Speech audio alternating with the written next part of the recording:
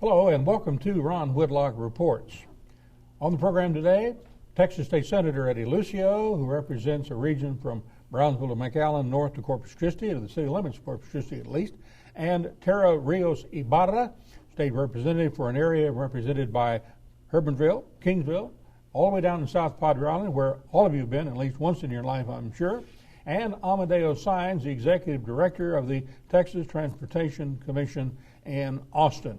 Welcome to the program. Thank you both for coming. Thank you. This program is going to be about jobs, your neighbors' jobs, jobs in the entire United States, because we're talking about protecting the economy by virtue of the importance of completing the Interstate 69 highway corridor, because all these maquilas in Mexico have got to get their parts based on just-in-time delivery as quickly as possible to the big three, Ford, General Motors, and Chrysler, to keep them alive, keep their job from going offshore. Both of you working for the completion of I-69 and the fast tracking of that, what are you trying to do to try to make that happen in the session of the legislature? Well, this session, Ron, will probably be one of the most important legislative sessions that I've ever been involved with. It will deal with $160 billion of funds that are made available for the Texas budget. Billions of those obviously are going to be channeled to us from the federal government for infrastructure projects. I think the biggest struggle will be to what we're going to do with TxDOT. What exactly will the legislature decide to do with TxDOT? It's under sunset. The House of Representatives has a very strong position in doing away with the whole commission and having a one commissioner rule. Since you gave the governor of Texas the right to put and appoint 5 members of that commission, what do you think now about going the other way and having a highway czar, one commissioner, maybe elected, maybe appointed, be in charge of all the highway projects in the state? Well, Texas is run by boards and commissions. They decide on a day-to-day basis, what direction Texas will go as far as state government. I was frustrated, like anyone else, in this region of the state for being overlooked over the years, for being historically underfunded or not funded at all, especially for infrastructure projects. Is that why the you lack want of to an interstate highway and so many other projects that needed to take place in order for us to have the economic development take place that we wanted. So I passed the bill. Pushed for going from 3 to 5? I passed the bill 6 years ago. So what do you think about going from 5 back to 1? I'm totally against it. I feel very strongly that the state can be divided up in 5 regions, and those 5 regions can have a representative on this board to oversee the entire state of Texas. And hopefully we'll have a representative from the Valley this coming year. There's an opening that's coming up, and I would like very much the governor to take into consideration the importance of the border, the valley, as it plays economically to the rest of the state. Well, I know you've not been happy with Governor Perry because he didn't give you at least the capability of passing muster on one of the 2 additional that you made available to him. I've been very disappointed. Yeah, I understand that. Well, Tara Rios Ibarra, welcome back to the program again. Thank you. What do you think about having a highway czar in the state, have one individual who's directing the executive director, Amadeo Saenz, and all of his staff, almost 13 to 15,000 employees, of where they need to maintain highways and where highways need to be built? Right. Well, in the sunset review process, the big issues were accountability and their reactiveness to not only the legislator but to the people.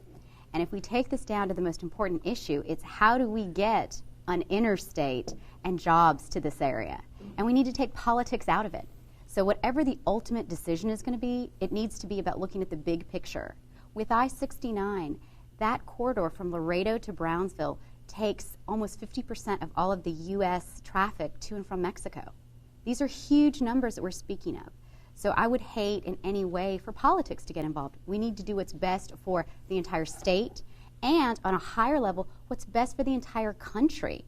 We've been talking most recently about the auto industry, and I think that there is much in the way of transportation issues that are key to not only the state but this country. We're talking very clearly about people's jobs, their ability to buy groceries for their families, And if politicians like us and the governor don't get together and do this right, we're going to have more and more people out of work. But I think Tara's right, except for the politics part of it. I understand what she's trying to say. We need to obviously look at the issue in terms of what has to happen in order for the whole state to prosper, for the whole country to prosper. However, when I think of politics, I think about the general public. Yeah. The general public has to take part in the political process. The general public has to take part in the legislative process. We just called a meeting. The first meeting of the year will take place in Raymonsville. I called it just moments ago so that we can discuss these issues, all these issues, and infrastructure, healthcare, education, criminal justice, etc. But we need to have our public take part in the political process. There's elections coming up in a year or two. People need to voice their concern, their opinion about who they want as our state leaders, and also what issues are more important to them. Completion of Interstate 69, we did talk to the executive director of TxDOT, Amadeo Sáenz, in his office, in the Case Capitol, in Austin. This is what he told us about what he provided to the Obama administration for President Obama to provide as a stimulus, $1 trillion to be spent on highways and bridges. And these are the things that Amadeo Sáenz sent up to him in order to get completed quicker rather than later. What we did for the stimulus package is we identified some projects that can go to contract over this 120 days to 180 days.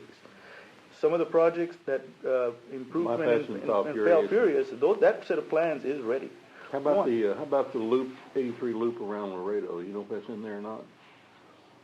No, I don't think that one is on there.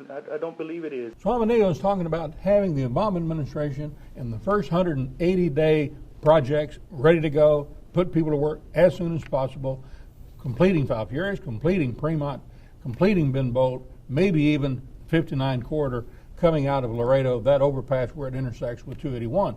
Nothing ready to go on 77, which is mainly in your district. Is that a disappointment to you? Well, you know, I've supported the I-69 corridor, interstate, coming to the Valley in South Texas, both the Valley and Laredo. However, I still feel that it's probably going to take a number of years, 10 to 15 more years before we complete that project. There's a simpler way to achieve interstate status, in my opinion, that should have happened a long time ago. If Mexico's got their highways ready up to the border, why in the United States of America? I-37 was left hanging there, and it ended at 5 Points in Corpus Christi. Mm-hmm. And for the life of me, I can't understand why we can't bring I-37 down east and west into the valley, just like I-35 went east and west into Dallas-Fort Worth years ago. And Tara talks about politics. That's what should have taken place. The politicians, the people representing us at the federal and state level many years ago should have brought that interstate to the valley, and they didn't. You don't think that's going to happen with the Zachary International and ACS component? I'm hoping that we can also have that as an alternative issue. What we need needs to happen now. It needs to happen immediately. And so however best to accomplish that is what needs to be discussed. We can't wait 15 years. Another thing, Ron, that the public has to understand, and maybe doesn't have enough information, we had close to a $9 billion surplus. It's dwindled down to about $2.5–3 billion now for next year's budget, for the next biennium, because we have other major issues. Hurricane Ike, we're still trying to recover from that. Mm-hmm. Hurricane Dolly, and other issues that are going to take the bulk of our surplus to be able to make things work, especially healthcare issues. So, you know, we're heading into a tough session. Infrastructure has to be one of our top priorities, though. So the South Texas region, Laredo, Brownsville, Corpus Christi, this entire South Texas region, get them to fight for every dollar, to protect every dollar it's currently getting, and especially looking for any kind of increase out of the state biennium budget. We talked to Amadeo Sáenz in his office at TxDOT headquarters in Austin, the state capital, and here's what he had to tell us about the sunset process that his agency is currently going through. Sunset process is an important process.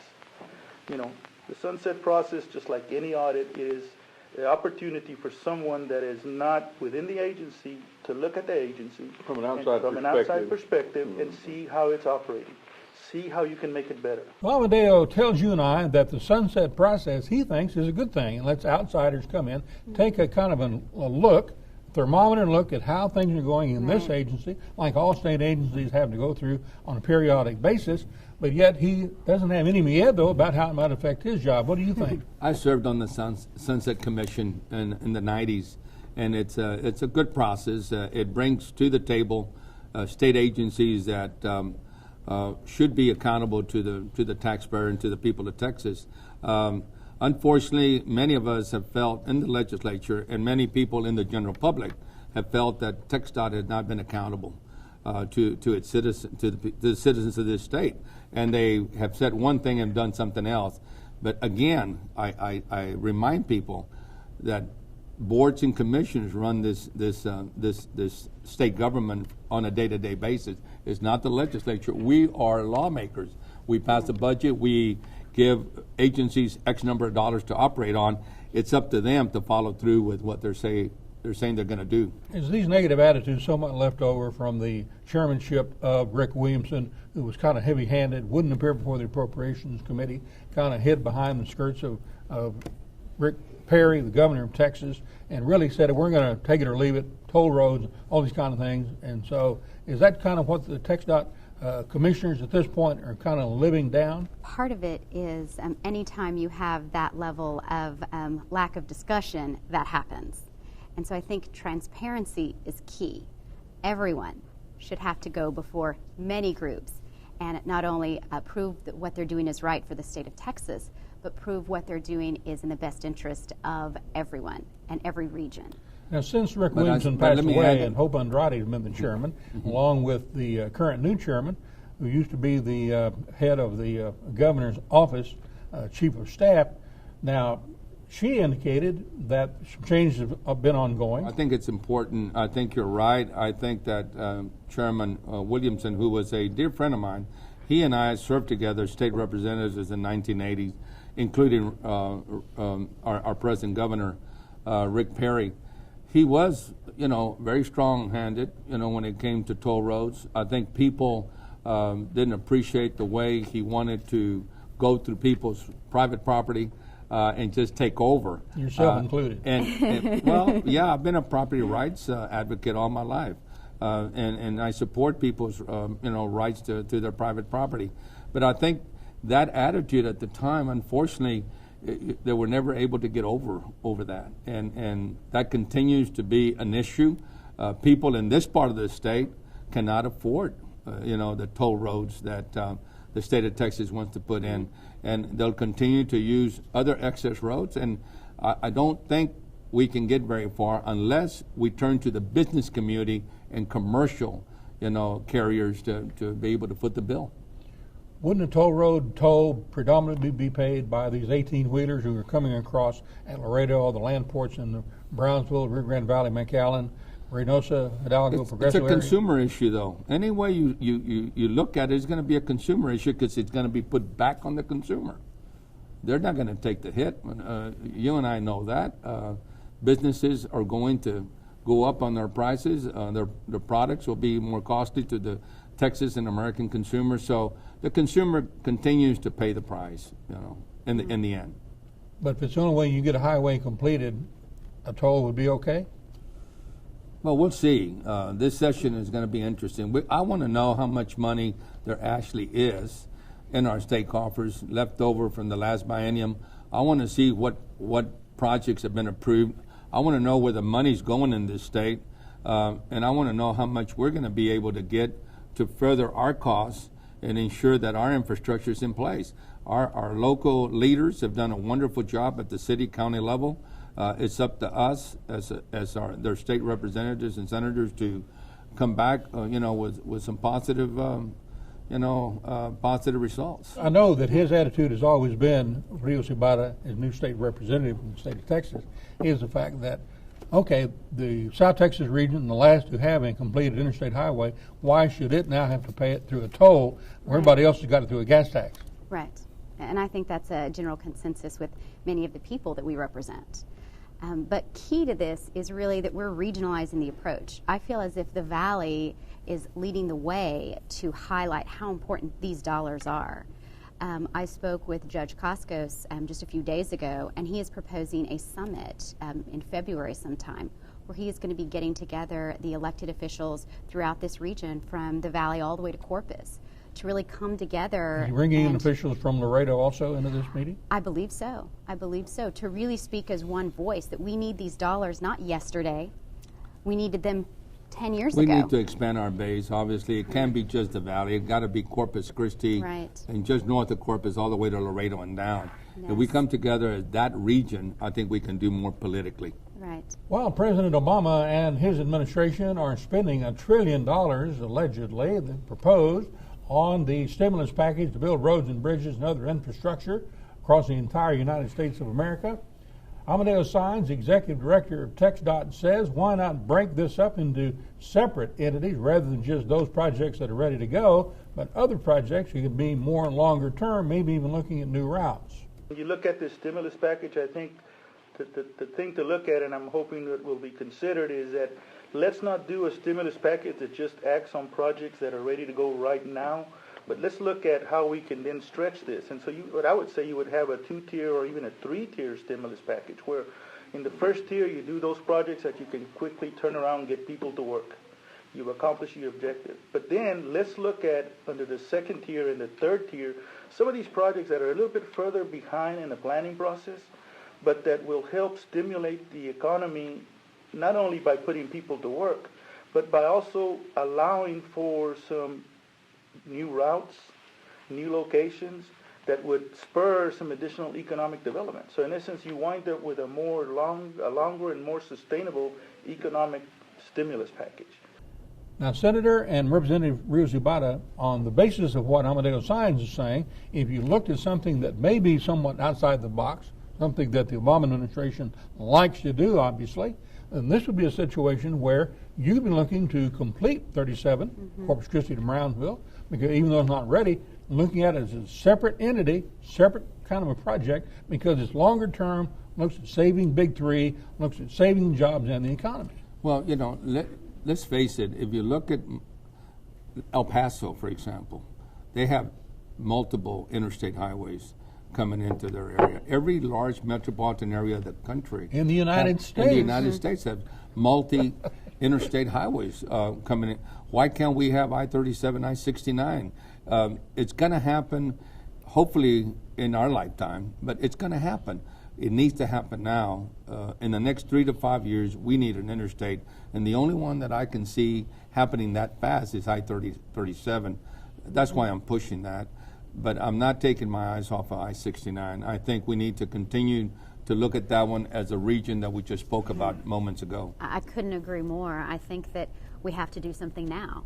And if we're looking at the long term of 10, 15 years for I-69, we can't wait. People need jobs now. And so the fastest way to do that is obviously what I support, and I think many people in the Valley and in this district would support. One of the things that Texas can boast about is that when the rest of the country has been hurting because of a bad economy, Texas has fared fairly well. I think just behind California. So we're not doing too bad. We can't put our guard down though. I think creation of jobs has got to be our number one issue in the legislature this session.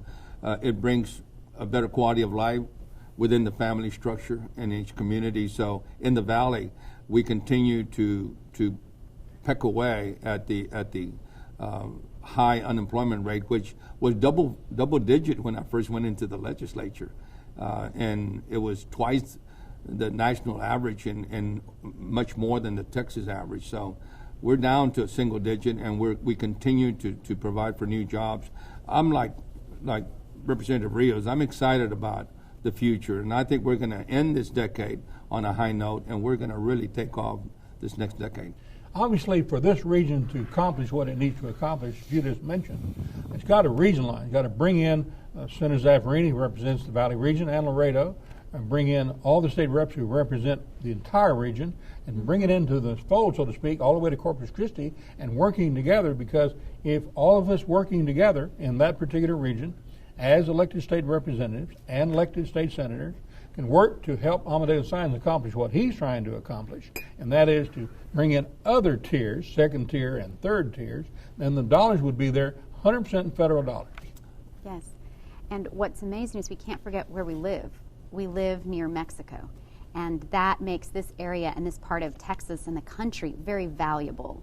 And I think we need to keep reminding not only our friends in Austin, but our friends in Washington about our importance on bringing good jobs and really globalizing our ability to compete in the world. Often they forget that these 3,000 suppliers who Right. support and keep active and keep in business the big three automakers, all those maquilas are working along the border region, Right. working in concert with the manufacturing and assembly plants in Michigan, all across the United States. And if that doesn't happen and I-69 isn't completed, then the whole thing could go further down. Amadeo Sáenz, born and raised in Hebbronville, 50 miles east of Laredo, 100 miles west of Corpus Christi, now leading the agency which builds and maintains highways across the entire state of Texas, who has 5 commissioners, none of whom are residents and live in this particular region. So, therefore, is it important for Amadeo Sáenz to be somewhat protected during this period where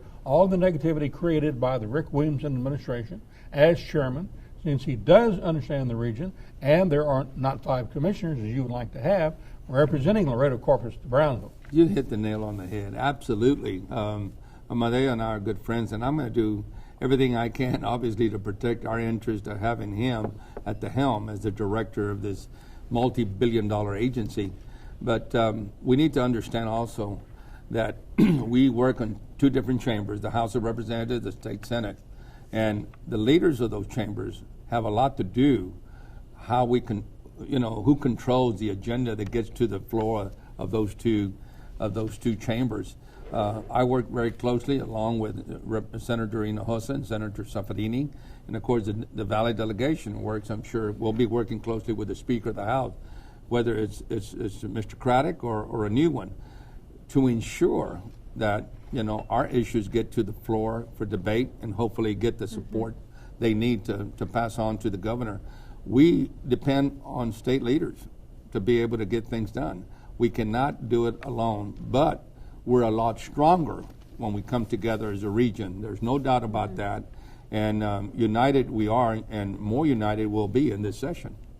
And you, of course, will be working with all 3 senators who are also representing your district. That is correct. Probably the only state rep in the entire state of Texas who can go to 3 I think senators. She has a favorite. I to get don't what know. she needs to have a confidence. Thank you very much for coming and being thank with us. you. Chair Rios Ibarra, State Senator Eddie Lucio, thank you for joining us. Till next time, adios.